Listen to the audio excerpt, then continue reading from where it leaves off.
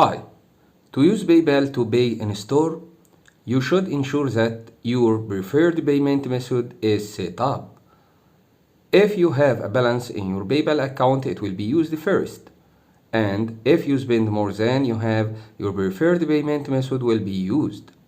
PayPal offers various payment options including a PayPal credit card, linked credit or debit card, bank accounts, or linking a new payment account to draw fundamentals. 1. Access your PayPal account. Number 2. To access PayPal settings, simply locate the gear icon located at the top right corner and click on it. 3. To navigate to the payment section in your setting, locate the tab labeled Payments near the top of the page and select it. 4.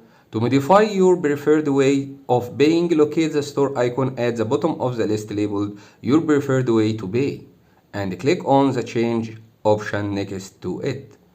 5. If you have a PayPal credit account and would like to use it as your backup payment method, simply choose PayPal credit from available option.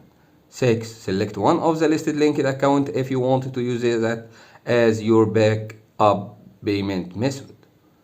7. To add a new backup payment method, click on the linked label, click Link a new card or bank. Follow the instruction provided to enter the necessary information for the new payment method. Click Save when you are done.